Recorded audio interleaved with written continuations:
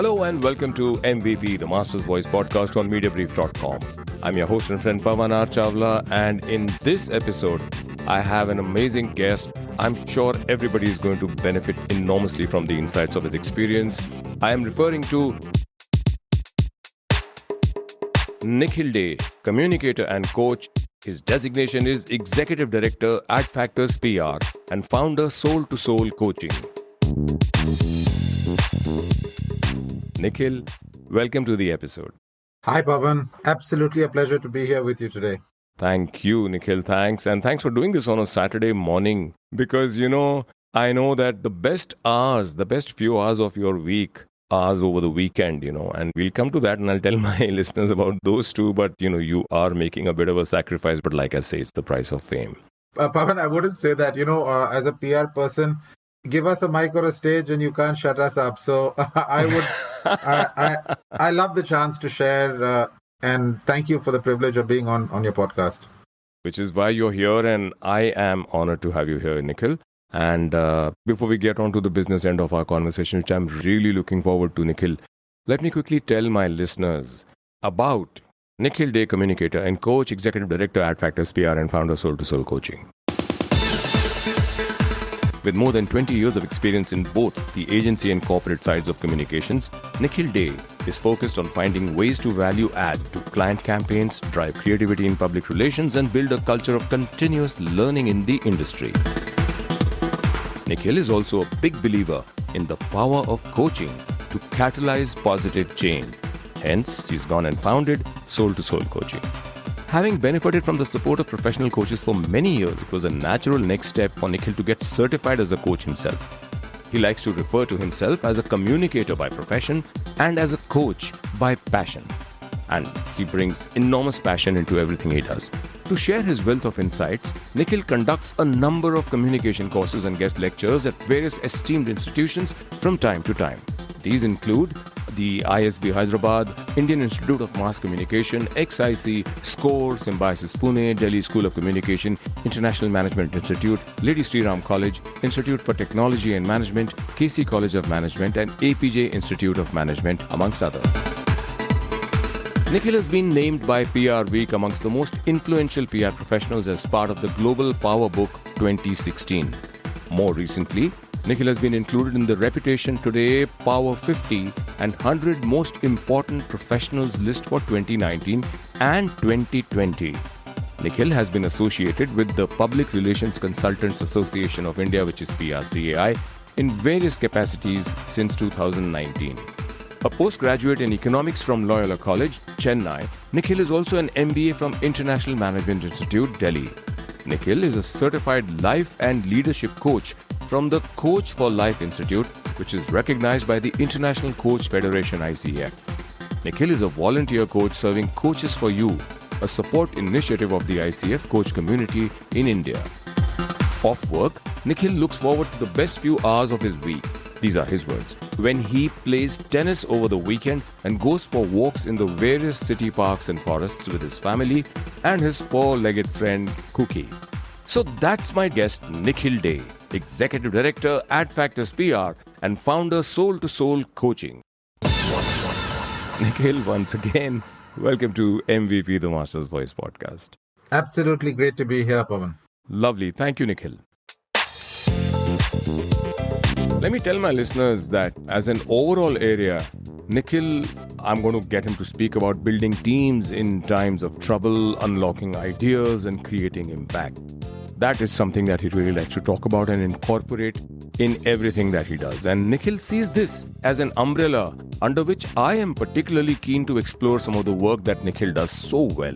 And I can tell you that our discussion will likely be hijacked by his vision and beliefs that have helped him create, along with Madan Behel and Rajesh Chaturvedi, a significant new practice for his agency, India's biggest, most awarded and respected Adfactors PR. And that practice is the Social Impact and ESG practice. But before you tell me about the practice, Nikhil, tell me why you launched it. I know it sounds like a naive question, but I want to hear it from you. Absolutely, Pavan. So I think the opportunity for reinvention presented itself once again when the pandemic hit us. So let me take you back a few steps. If you look at the origins of Adfactors, when it was launched 25 years ago, it was and continues to be a powerhouse in the financial services sector, right? BFSI and IPO was where Adfactors was born, right, and continues to dominate till today. But in 2008, when the financial markets went through a severe downturn, Adfactors reinvented itself and came out from that 2008 downturn stronger, bigger, powerful, and nimble. And if you look at the new services that were added at that point of time, a host of new practice areas, right? Yeah. So we today are very, very strong when we come to the crisis and issues place. We've built a digital team that's on par with, if not better than many. And we've introduced a mobility practice. We've introduced a healthcare and pharma practice. We've got a frontier tech practice. So today we are a completely new, reinvented Adfactors. Right. And that's the beauty of, I think, Madan and Rajesh, their desire to keep pushing the boundaries of what public relations can and should do has given birth to now the social impact and ESG practice. Lovely. So it is at the intersection of BFSI again, because, there's a phrase, follow the money, honey. The money is flowing into ESG investing. Right. The term ESG was coined in 2005 as part of a report, Who Cares Wins. And that report was a catalyst to get the financial markets looking at the power of ESG-centric investing. Lovely. And I would like to believe that's because in various ways, the world is growing a conscience and doing the right thing, and the power of good is influencing decisions today. And hence, we are well placed to serve emerging needs and ahead of the curve in India. Lovely. Well put, really, Nikhil. So now tell me, you are indeed, the opportunity is massive, and as you said, you are well placed to serve the world in this space. So what are your USPs as a practice which will empower you to really go out there and stand up and deliver? So Pavan, the social impact and ESG practice at Adfactors mission is really simple. We're trying to bridge the say-do gap. Many a time, public relations companies are brought into the equation at a point when there is a need to say something, to deliver a message, to take a story out, right? So there's a lot of saying that we are asked to help clients with, right? The storytelling aspect of it. Right. But if you look at the definition of public relations, at least the one that I'm most partial to, it says PR is doing good and then getting credit for it. Right. Okay? Yep. And the reason why I believe this is such a wonderful definition for a PR professional to aspire to live up to is there is a huge element of doing. Absolutely. And an equally important element of saying. Correct. So the doing of good, even outside of the ESG or social impact context, is about getting a company to act and behave in ways that get it its due recognition. Right. And therefore, this becomes what we are trying to build. Absolutely. Bridging the say-do gap is what actually brings in that most important, the vital, crucial, critical element of credibility and therefore social respect. So tell me about the team that you assembled, Nikhil, and how did and why did you handpick the people that you have? Absolutely. So at the outset, we realized that the social impact space and the ESG space seem to have two very different, distinct talent pools. The social impact space tends to draw from the world which is otherwise or was known as the CSR space, right? People who were very, very committed to devoting their life to improving the lives of others in some capacity, depending on whatever stream of CSR they were interested in. Right. So people who came from that world and were great communicators and had a passion for communication became the kind of talent that was what we looked for in the social impact space. In the ESG space, which is starting to get a lot more technical right now because you do need, there are ESG rating agencies, There are a host of those kind of special technical capabilities, and therefore we went in search of that talent as well. And we have brought both these worlds along with comms people together. So it's like this beautiful troika of talent that's assembled. Okay. You want to tell me a little more about the specific kind of talent that you look for in the ESG space? So Pavan, I think to answer that question, I'd need to take a step back to again help you understand how we saw the opportunity. There are a lot of players in this space, but they all seem to be operating at either one or other end of the spectrum, right? So, for example, there are a lot of the NGO members who are actually delivering great work in the field, on the ground. There are many of the big 4-5 consulting firms that are thinking through large format, compliant and sort of how to spend that money in an appropriate way. But there was nobody who was looking at it holistically. And again, if you look at where a public relation firm can play credibly, we look at public relations as we being Adfactors as being the custodians of image, right? And that is something that all of us have to take care of multiple stakeholder needs. So when we started thinking of what is the USP that we could credibly play in, there was a big part of advisory in terms of how to get the C-suite on board with this idea. Because the team, let's say the CSR team or the ESG team, is super smart and versatile in all these companies. They know what they're doing. But they also have a big task of carrying the organization with them. And our ability to bring that service offering in required people who understood all parts of the ecosystem and could be catalysts for change, often within an organization, as the first step towards then taking it to a wider audience. So on the ESG talent specifically, we went in search of folks from ESG rating agencies, right? So this is an emerging service. There are many companies that want to get a third-party independent ESG rating saying that we have been audited. Now, we said that we didn't want to try and replicate a service that was already there, but we needed talent from that talent pool. And what we are looking at offering is what we call a ESG development audit. So when you are at the pre-development stage, when you're trying to understand the ecosystem, and that's what PR folks do, right? Absolutely. You are able to bring the outside in so that a company can make an informed decision. So we don't do ESG ratings, but we do ESG developmental audits. And that's the talent that we brought in. Wonderful. With professionals who've been in the space, done that, and have the insights to understand and evaluate things holistically in the society that they are a part of. Lovely, lovely. That's really a strategic insight. And I think a lot of PR agencies will get a wonderful tip on how to really start, what kind of people to start looking for in that space. Right, Nikhil. My next question is, when did the practice come into being, as in became operational? And, there are two parts to it, the saying and the doing, and you bridging the gap between the two. But you need to have both. How do you arm your teams on both those aspects really strongly, So when did you start? And your two basic pillars, your USPs are bridging the gap between the saying and the doing, but doing both really well. So how do you do it?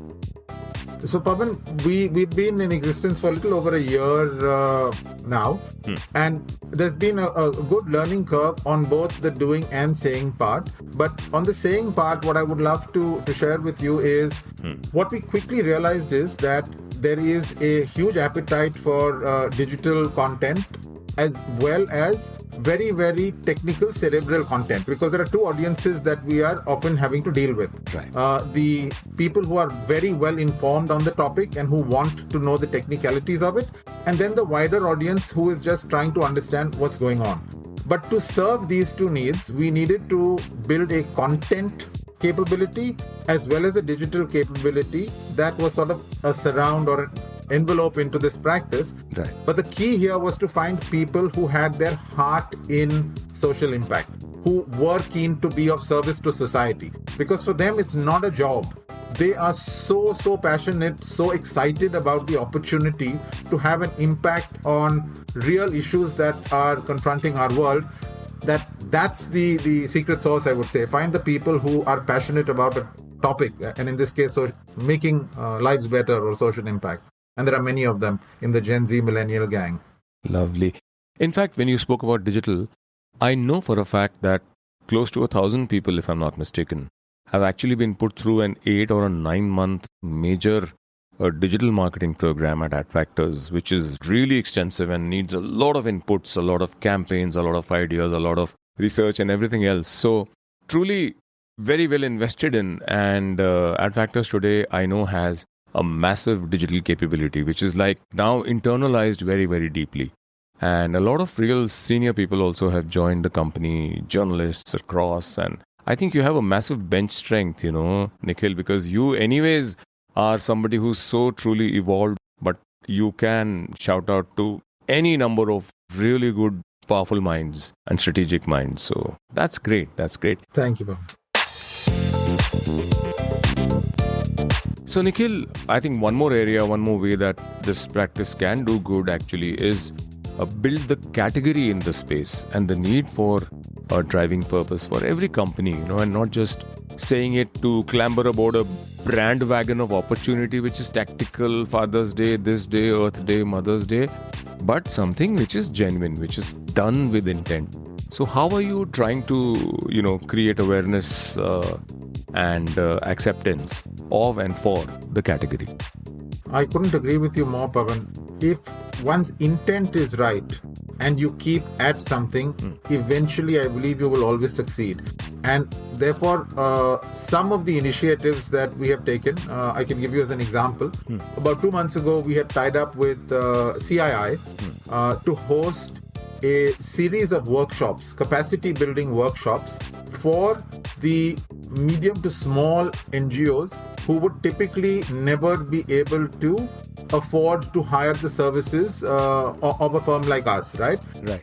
And we had built this into 3 different workshop areas after doing some deep research, understanding what the ecosystem need was. Right. So the first and no-brainer here was on raising funds, right? So 3 R's emerged, right?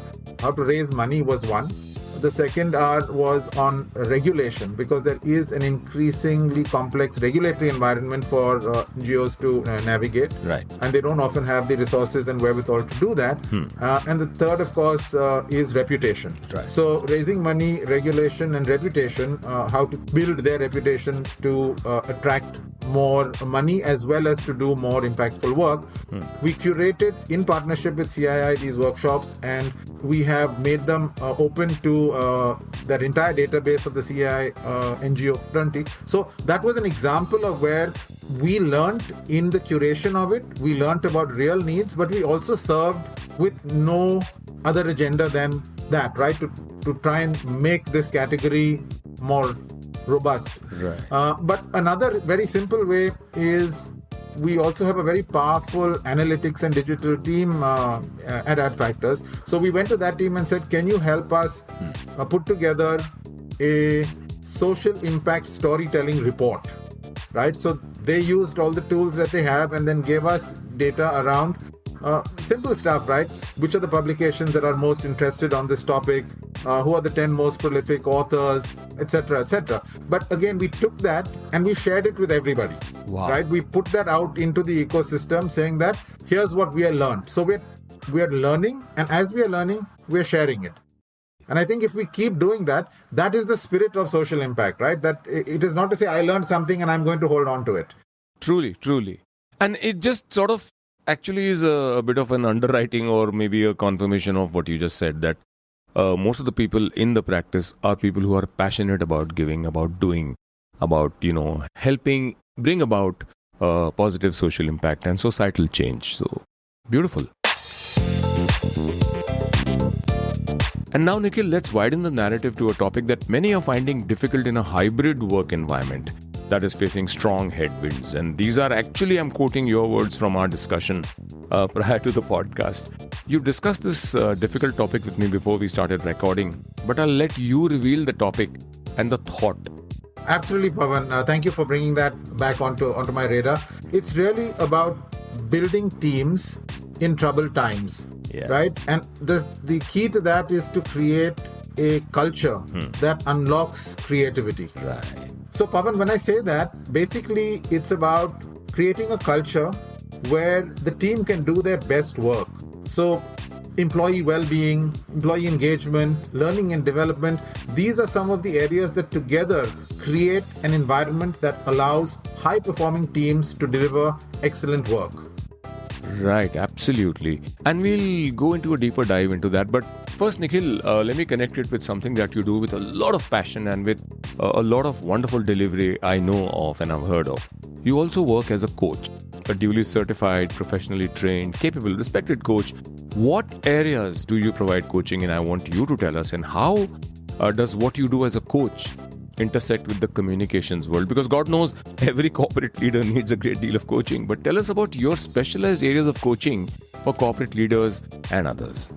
Thanks, Pavan. In fact, it is because as a corporate leader, for the past maybe 15 years, I have had the blessing of being able to work with a coach that I decided about 4 years ago that I would jump into this and be one myself.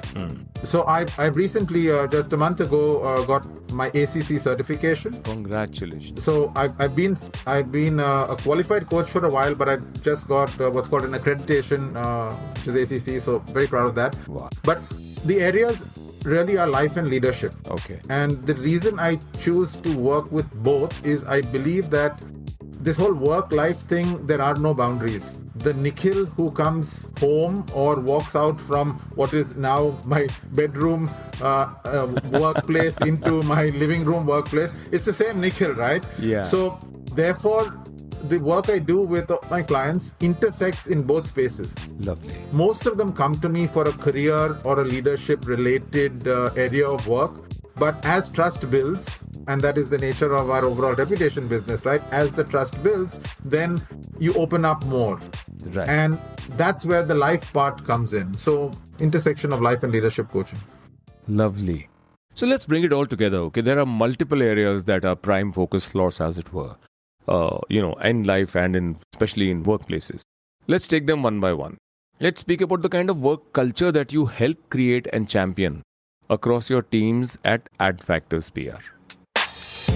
So this is an area that overall, I believe Adfactors has created a wonderful space. And I use the word safe space, right? Often. In fact, there's an acronym called SISA, Safe and Inclusive Self-Affirming Spaces, which I think really is at the core of building a great culture. If you can create a place where every person in a team feels safe to be themselves, feels encouraged to be themselves, I think you are really, and that's what Adfactors does. It finds the best in every person and it focuses on that. It says, Acha, okay, if this is what you're good at, go do this. Do more of this. It doesn't try and put the proverbial round peg into a square. And in fact, it is helping people by empowering them to first go ahead on their strengths, build greater confidence through deliveries, and then become even more conscious and curious about exploring other areas to learn. You also spoke about client centricity, collaboration, and innovation. Pavan, just one more piece on that safe space, because I think this is really unique about Adfactors, and therefore by extension the work that I'm trying to do more of is to remove fear. So the fearless PR professional is what we are trying to create. And there are two levels of fear, right? There is fear for life and livelihood, which we have gone through this pandemic. And therefore to create a safe work environment with all due precautions and to protect livelihoods is really a huge way to remove fear from people. We have all had friends, families, sometimes ourselves, been through this a very tough phase where livelihood has been threatened, where earning capacity has been reduced, if not removed. And that makes people important. That makes people helpless. That makes people angry. Right. And helpless, hopeless, angry people don't do great creative work. Right? So if at the very base level you have secured the employment of your team, which is what Adfactors did right at the beginning of the pandemic when we said there would be no job loss, when we went to campuses and honored the commitments that we had made, where we hired 150 people off campus year after year, these are signals that, look, your job is secure. Now I can go and ask the team saying, please do your best work for the client. This is where the client centricity comes in. Absolutely. How can you ask somebody to be client centric if they are worried whether they have gainful employment the week after or the month after? Absolutely. So remove the fear and then demand excellence in client centricity. So Pavan, but that I think is just the foundational work of removing fear. The real hard work, and that's where I'm focusing a lot of my energy right now, is to create an environment of psychological safety. Okay, tell me more about that. So psychological safety is, so there are two ways to look at it. Very simplistically put, before I get to the definition, there's this beautiful book I read by a gentleman called Timothy Clark. And he says there are 4 stages to building a psychologically safe team or environment. The first is inclusion safety. Okay. Does every member of my team feel that they are included, that they are part of the tribe, that they belong, right? So that sense of belonging, and we've got your back, you are part of us, and once you're in this family, you're in a safe space. So that's inclusion safety. That's the first step. Yeah. After that team member feels included, all of us want to improve. And therefore there's learner safety. We always are looking for, I want to learn something new. So are we creating a learning environment? And we've talked earlier when you asked me the question about the digitization of Adfactors and the huge amounts of effort we're putting into upskilling, but that's about creating learner safety. Learner safety is the second aspect that's talked about. And that's again something that we are creating a culture of continuous learning. At Adfactors, we have for every level democratized learning. So I have recently completed this upgrade course that we talked about, 8-9 month long course, but so have 800-900 other colleagues. So create opportunities for learning. That's learner safety, and everybody has access to it. I think a few years ago, Adfactors PR gave out a Kindle, a physical Kindle device to every account executive across the organization, encouraging them to read books of their choice. And, really, I mean, that really is internalizing it, making it intrinsic to the DNA of everybody. Go, learn, and, come back and do the best you can. Absolutely. Each employee is given a budget to buy books. So there's lots of stuff being done to promote a learning culture. So the 4 phases that I talked about, inclusion safety and learner safety. And I've given you examples of what we are doing to create this. Yeah. Then comes contribution safety. Okay. Contribution safety means when every team member feels that their voice counts, that they can speak, that their thoughts are useful. And if you look at the way we conduct our meetings, even if it's a Zoom meeting, every employee's point of view is solicited, listened to, appreciated, not always agreed with, but everybody is listened to. Right. So with that listening that we have created, the inclusion and now the ability to contribute, you've got 3 levels of psychological safety that are being created. Right. The 4th is probably the toughest, and that's called challenger safety. Can you go and tell the boss, you're wrong. Boss, I don't think that's a good idea.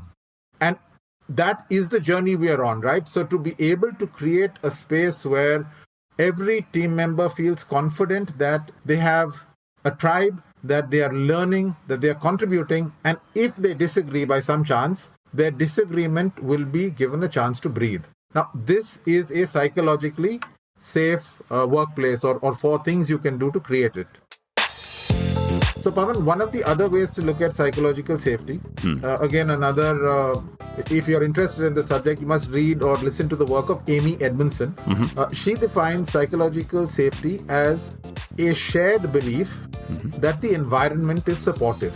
Lovely. So I'm repeating that. A shared belief that the environment is supportive. Yeah. And there are a lot of people who often say, yeah, we don't have time for all this nice stuff, this woo-woo, this is all, we have targets and we have numbers and this doesn't work in the real world. And here's where I beg to differ, because psychological safety is not about just being nice. It includes having some really tough, hard conversations, but done in a safe space. So you're still calling out an underperformer. You're still demanding excellence. So it is not the opposite of being lackadaisical. So it doesn't excuse underperformance. Right. Psychological safety just creates the ability to have that conversation, have it fast and improve. So being nice, being soft, allowing to slack off, not a part of psychologically safe workspaces. Okay, let's talk about, you've had an amazing career, so many years, Nikhil, and so much of excellent work. What has been your biggest learning over the last few years when it comes to leading a team? I think in the last few years, what's really shifted for me hugely is the notion of being in service of the team.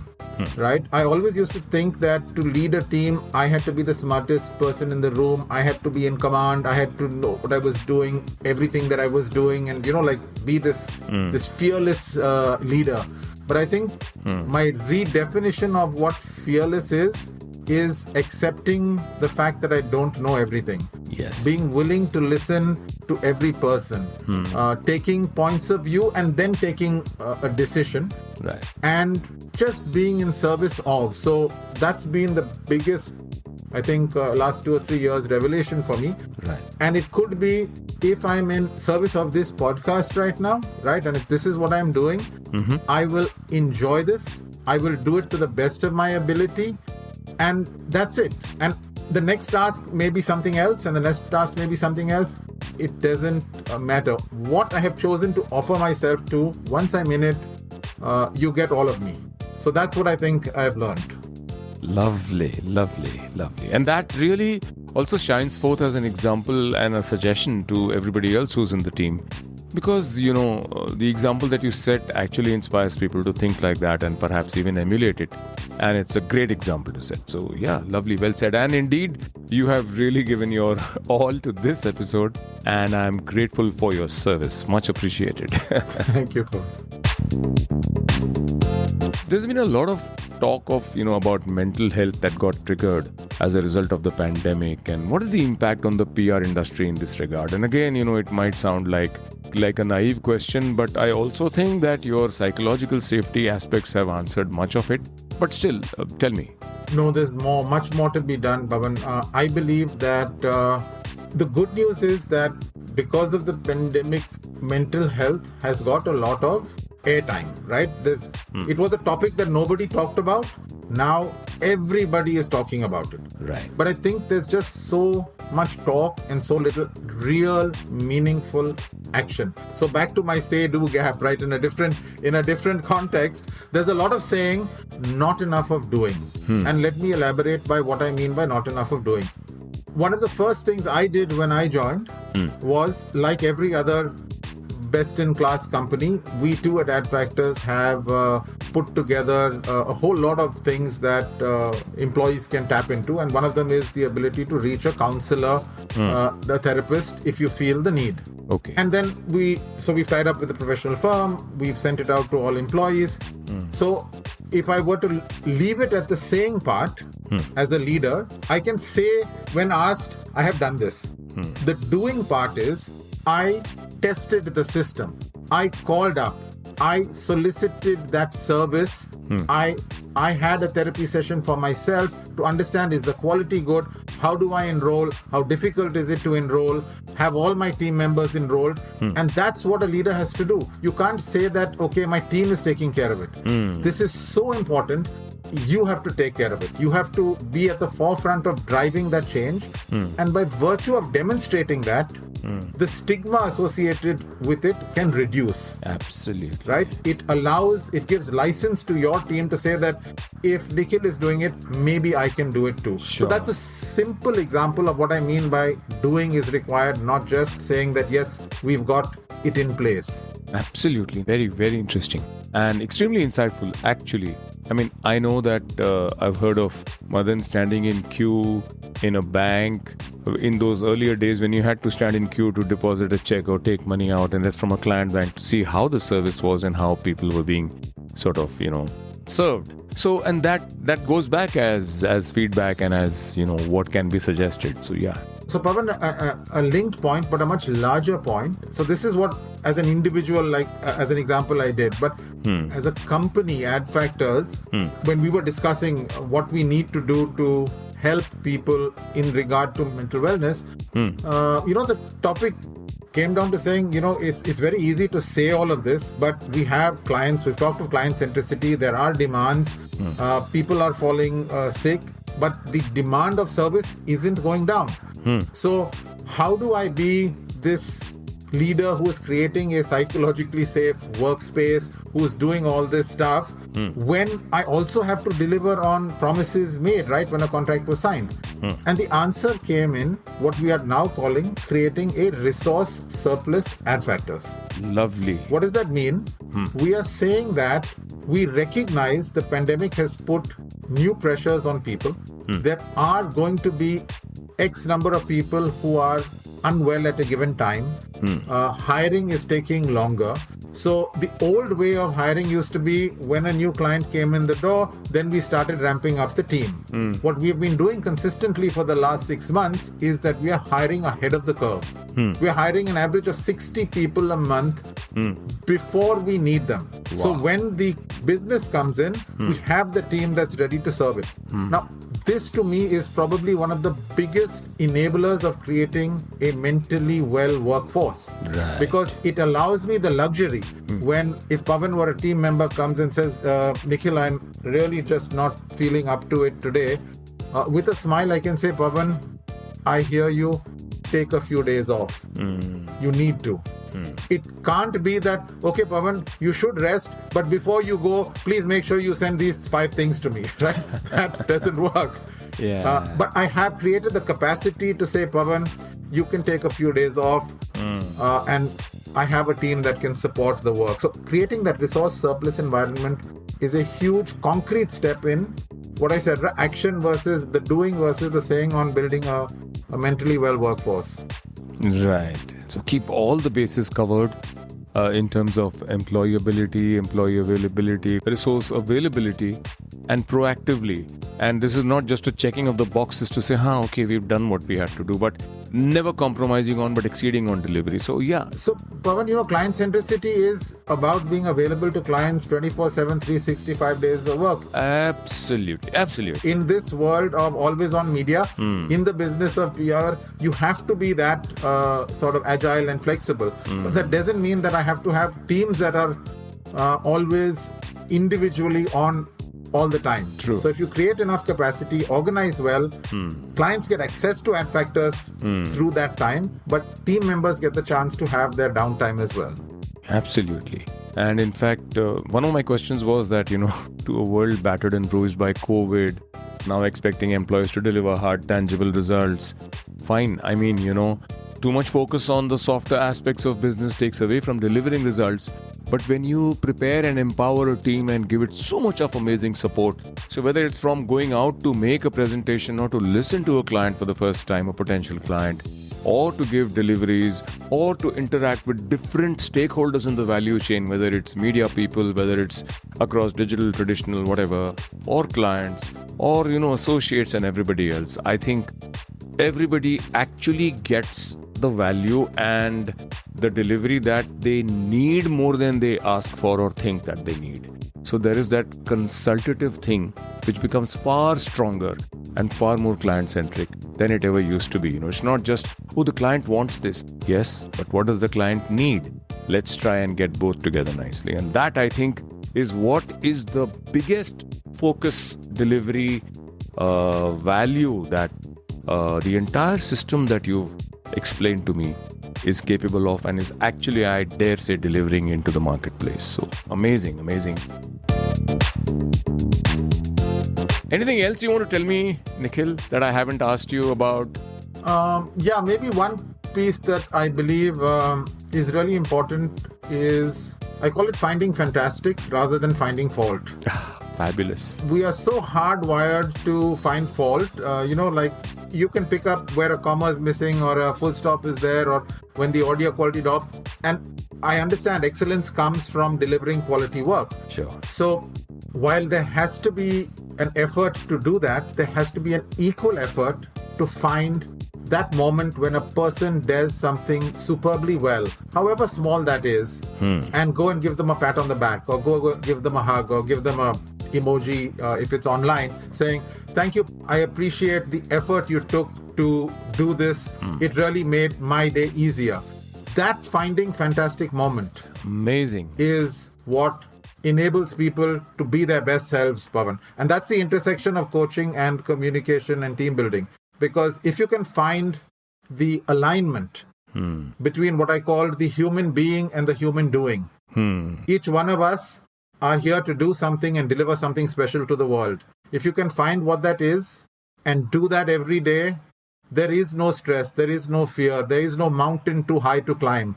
It's just a joyous day out in nature, exploring the world, because you're just being you, and you do it so beautifully. Amazing. So that's the space to operate from. And in a wonderfully psychologically safe, emotionally inclusive and empowering workplace, but also similarly the state of mind. So yeah, beautiful. Very, very well said, Nikhil. I think I've got a lot of insights from what you said, finding fantastic and so many other beautiful thoughts. I think not just me, I dare say everybody from the youngest, starter in the professional B2B space, whatever the sector or work area that they are in, to the most senior-most, industry and knowledge captains. I think everybody will take away a great deal of insights. And I think the biggest one is that there is indeed a major specialized and a very focused need for being very conscious about social impact, about ESG. And I think your new practice will help a lot of people take that to fruition and actually help them also reduce the say-do gap. And the say-do gap is another wonderful iteration or expression that can apply any and everywhere, right? So thank you very much, Nikhil. I found this conversation extremely insightful, very, very helpful. What did you think of our chat so far? So, Pavan, the learning has been also by observing the wonderful work that you have been doing on Mediabrief, on building this PP podcast, on bringing together some really powerful, interesting guests and stitching them together in unique ways, which makes one want to listen in or to read. So, an inspiring piece of work. So, you found your voice, you found your space clearly. Thank you, Nikhil. Thank you very much indeed. You've been really kind. Thank you very much. Absolutely a pleasure, Pavan. I've had fun. I've enjoyed myself. Thank you so much. Nikhil Dey, communicator and coach, executive director at Adfactors PR and founder Soul to Soul Coaching, was my distinguished guest on this very insightful episode of MVP, the Master's Voice podcast on Mediabrief.com. We've won several awards, and it's, I dare say, because of the quality of the content and the expression and the presence and personalities and profiles of the guests like Nikhil Dey, who appeared on this episode in the past. Till we meet again in the next episode of MVP, the Master's Voice podcast on Mediabrief.com, this is your host and friend Pavan Chawla saying, take care, stay safe, do good. Bye-bye.